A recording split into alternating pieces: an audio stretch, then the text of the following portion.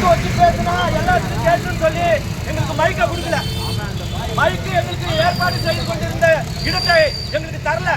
மைக்கு set தராத இந்த அரசு எப்படிப்பட்ட அரசு என்பதை நம்ம புரிந்து கொள்ளணும். இவங்களுக்கு நம்ம 5 வருஷத்துக்கு ஓட்டு போட்டோம், 5வது வருஷத்துல நிக்க வச்சிருக்கிறாங்க. தயவு செஞ்சு சொல்றேன், எல்லாரும் சிந்திச்சு ஓட்டு போடுங்க. நம்ம வீடு வீடா வருவான். இனிமே எனக்கு ஓட்டு போடு, எனக்கு ஓட்டு போடுன்னு வீடு வீடா வருவாங்க. தயவு செஞ்சு மக்கள் அவர்களுக்கு உங்கள் வாசலை திறக்காதீங்க.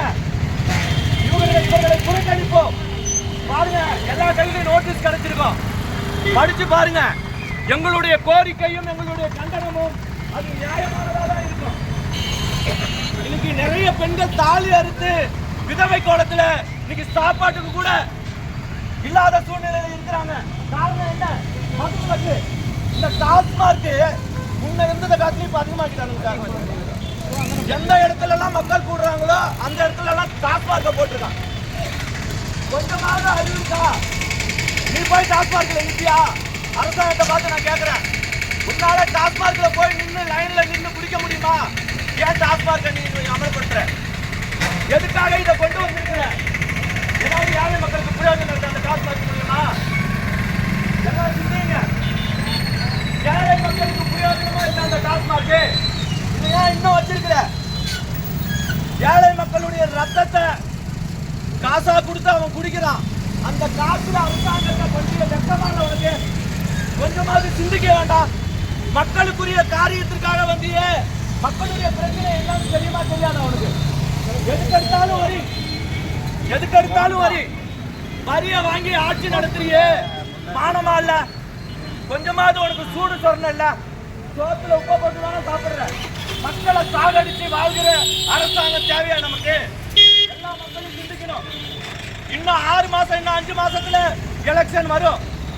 தயவு செஞ்சு இந்த படிக்காத இந்த பாமரனா இருக்கிறேன், ஐயோ நான் விவசாயி, என்கிட்ட ஒண்ணுமே இல்லைன்னு சொல்லி ஓட்டு கேட்க வர்றவங்கள நம்பாதீங்க. நல்லா யோசிச்சு சிந்திச்சு ஓட்டு போடுங்க. ஏன்னா 60-70 ஆண்டா ஆளுகிற இந்த திராவிட மக்கள், திராவிட கழக ஆட்சி மக்களை சாகடிக்கிற, மக்களை சுரண்டுகிற அரசாக தான் இருக்கு. இந்த போராட்டம் எங்களுக்குரிய போராட்டம் அல்ல, இது மக்களுக்கான போராட்டம், உங்களுக்கான போராட்டம். புரிஞ்ச வர நாங்க சொல்றதெல்லாம் கேட்பீங்க. இது சிரிக்கிறதுக்காக அல்ல, சிந்திக்கிறதான நேரம். இந்த டாஸ்மார்க் மாத்திரம் இல்ல, ஆக்கிரமிப்பு, ஏரிகள் எல்லாம், குளங்கள் எல்லாம் ஆக்கிரமிக்கப்பட்டிருக்கு. இதெல்லாம் யாருக்கு தெரியுமா? அரசாங்கத்தை ஆளுகிற, இந்த ஆட்சி ஆளுகிற இந்த கட்சியினுடைய பிரமுகர்கள் தான் இதெல்லாம் ஆக்கிரமிப்பு பண்ணி. எத்தனையோ முறை கலெக்டர் கிட்ட மனு கொடுத்துருக்கிறோம், டிஎஸ்பி கிட்ட மனு கொடுத்துருக்கிறோம், ஒரு ரிசல்ட்டுமே இல்லை.